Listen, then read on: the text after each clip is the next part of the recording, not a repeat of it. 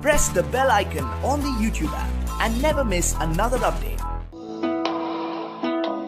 2017 অসমীয়া চলচ্চিত্ৰ জগতত 2017 বৰ্ষটোত মুক্তি লাভ কৰিলে 24খন অসমীয়া কথাছবিয়ে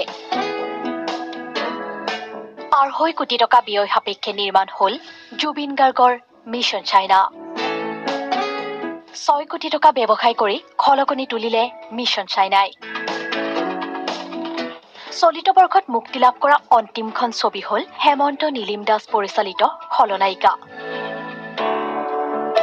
15 ডিচেম্বৰত মুক্তি লাভ কৰিলে ফেৰীপ্ৰিয়া অভিনীত খলনায়িকাই বছৰটোৰ প্ৰথম ছমাহত মুক্তি লাভ কৰা চিনেমা কেইখন হ'ল ৰাজেশ ভূঞাৰ পৰিচালিত ছবি কোঁৱৰ পোৱৰৰ কোঁৱৰ 6 জানুৱাৰীত মুক্তি লাভ কৰিলে নয়ন নীলিম অভিনীত কোঁৱৰ পোৱৰৰ কোঁৱৰ কংকন ৰাজখোৱাৰ দূৰ 13 জানুৱাৰীত মুক্তি লাভ কৰিলে এই ছবিখনে হিমাংশু প্ৰসাদ দাসৰ চাকিৰা আহিব বকুলতলৰ বিহুলৈ 20 জানুৱাৰীত মুক্তি লাভ কৰা ছবিখনে দৰ্শকৰ মাজত বিপুল সঁহাৰি লাভ কৰিছিল মণি সিনহাই নিৰ্মাণ কৰিছিল ৰাফ এণ্ড টাফ 24 মাৰ্চত মুক্তি লাভ কৰিছিল ৰাফ এণ্ড টাফে আনহাতে হেমন্ত কুমাৰ দাসে নিৰ্মাণ কৰিছিল অথেলো 31 মাৰ্চত মুক্তি লাভ কৰাৰ লগতে এই ছবিখনে বহুকেইটা ৰাজ্যিক তথা ৰাষ্ট্ৰীয় সন্মান লাভ কৰিবলৈ সক্ষম হৈছিল কেনি বসুমতাৰীয়ে নিৰ্মাণ কৰিছিল লোকেল কমফুৰ সফলতাৰ পিছত ইয়াৰ সিকুৱেল হিচাপে নিৰ্মাণ কৰা হৈছিল লোকেল কমফু 2 মঞ্জুল বৰুৱাই নিৰ্মাণ কৰিছিল অন্তৰীণ 5 মে'ত মুক্তি লাভ কৰা অন্তৰীণেও বহুকেইটা ৰাষ্ট্ৰীয় তথা ৰাজ্যিক বঁটা লাভ কৰিবলৈ সক্ষম হৈছিল 16 জুনত মুক্তি লাভ কৰিছিল প্ৰণয় ফুকনৰ শেষ অংশীকাৰ ছবিখনো দৰ্শকে আঁকোৱালি লৈছিল প্ৰথম 6টা মাহত মুক্তি লাভ কৰা এই ছবিকেইখনৰ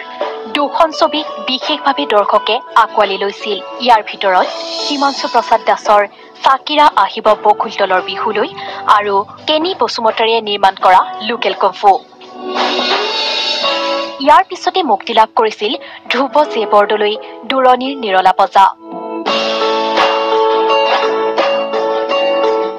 ইয়াৰ পিছতে মুক্তি লাভ কৰিছিল 8 ছেপ্টেম্বৰত জুবিন গাৰ্গৰ ছবি মিছন চাইনা মিছন চাইনাই অসমীয়া চলচ্চিত্ৰ জগতলৈ এক নতুন বাৰ্তা কঢ়িয়াই আনিছিল 2.5 কোটি টকা ব্যয় সাপেক্ষে নিৰ্মাণ হোৱা মিছন চাইনাই 6 কোটি টকা উপাৰ্জন কৰিবলৈ সক্ষম হৈছিল এতিয়াও ৰাজ্যৰ বিভিন্ন প্ৰান্তত মিছন চাইনা প্ৰদৰ্শন হৈ আছে ছবিগৃহসমূহত ইয়াৰ পিছতে মুক্তি লাভ কৰিছিল প্ৰেৰণা বৰবৰুৱাৰ ছবি তুমি আহিবানে 22 ছেপ্টেম্বৰত মুক্তি লাভ কৰা তুমি আহিবানে ছবিখনত অভিনয় কৰিছিল ৰবি শৰ্মা আৰু বৰষা ৰাণী বিষয়াই জলিউডৰ এক ৰোমান্টিক জুটি বৰষা ৰাণী বিষয়া আৰু ৰবি শৰ্মাৰ জুটি এই ছবিখনো দৰ্শকে আঁকোৱালি লৈছিল ইয়াৰ ডাইনী হত্যাৰ বিৰোধিতাত নিৰ্মাণ কৰা হৈছিল এখন ছবি এই মাটিতে ডক্টৰ সীতানাথ লহকৰে নিৰ্মাণ কৰা এই মাটিতে ছবিখনে ৰাজ্যত অনুষ্ঠিত হোৱা বহুকেইটা চলচ্চিত্ৰ মহোৎসৱত প্ৰদৰ্শনো হৈছে এই মাটিতে ছবিখনৰ পিছতে মুক্তি লাভ কৰিছিল ডাক্তৰ শান্তনা বৰদলৈৰ ছবি মাছ ৰাতি কেতেকী আদিল হুছেইনে অভিনয় কৰা মাছ ৰাতি কেতেকী এটা সুন্দৰ কাহিনীৰে নিৰ্মাণ কৰা হৈছিল এই ছবিখনে ৰাজ্যিক ৰাষ্ট্ৰীয় তথা আন্তঃৰাষ্ট্ৰীয় বঁটা লাভ কৰিবলৈ সক্ষম হৈছে শংকৰ বৰুৱাৰ পৰিচালিত দ্য কিউৰিচিটি শ্বপ 3 নৱেম্বৰত মুক্তি লাভ কৰা ছবিখনে গুৱাহাটী আন্তঃৰাষ্ট্ৰীয় চলচ্চিত্ৰ মহোৎসৱতো বঁটা লাভ কৰিবলৈ সক্ষম হৈছিল দ্য কিউৰিচিটি শ্বপ শংকৰ বৰুৱাই পৰিচালনা কৰা ছবিখন 3 নৱেম্বৰত মুক্তি লাভ কৰিছিল মহানগৰীত বসবাস কৰা কিছু ব্যতিক্ৰমী লোকৰ এক ব্যতিক্ৰমী কাহিনীলৈ নিৰ্মাণ কৰা হৈছিল দ্য কিউৰিচিটি শ্বপ মুনিন বৰুৱাই পৰিচালনা কৰিছিল প্ৰিয়াৰ প্ৰিয় এখন কমেডি ছবি 10 নৱেম্বৰত মুক্তি লাভ কৰা ছবিখনত জুবিন গাৰ্গে অভিনয় কৰিছিল লগতে অভিনয় কৰিছিল বিকি আৰু কুঞ্জনে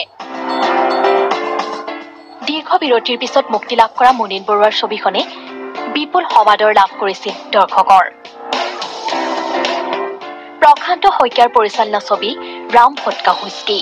24 নৱেম্বৰত মুক্তি লাভ কৰিলে ৰাম ভোটকা হুইস্কিয়ে।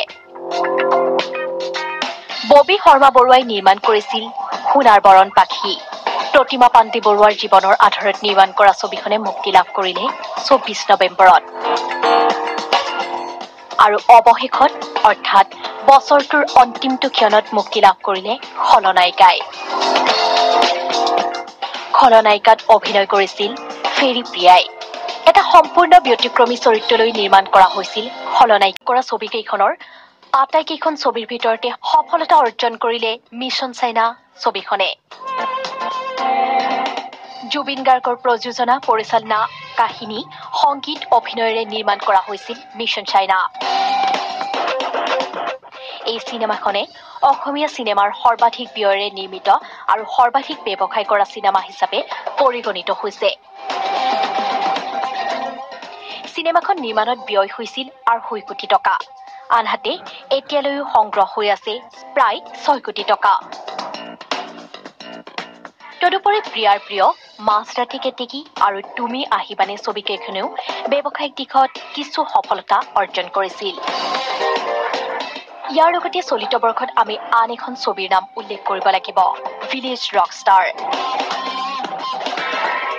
ৰীমা দাসৰ পৰিচালিত ছবি ভিলেজ ৰকষ্টাৰ চিনেমাখনে দেশ বিদেশৰ বিভিন্ন মহোৎসৱত পুৰস্কাৰ বুটলিবলৈ সক্ষম হৈছিল। মিছন চাইনাৰ দৰে সৰ্বকালৰ সৰ্বাধিক ব্যৱসায় সফল চিনেমাৰ মুক্তিয়ে যেনেদৰে অসমীয়া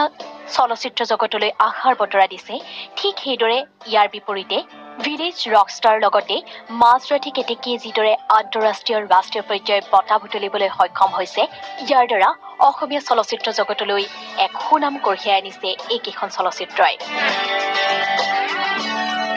2017 বৰ্ষৰ দৰে 2018 বৰ্ষতো মুক্তি লাভ কৰক বহুকেইখন ছবিয়ে আৰু অসমীয়া চলচ্চিত্ৰ জগতলৈ এক নতুন বাৰ্তা কঢ়িয়াই আনক মুক্তি লাভ কৰিবলগীয়া প্ৰতিখন চলচ্চিত্ৰই। Entertainment desk, news 18 Assam north east.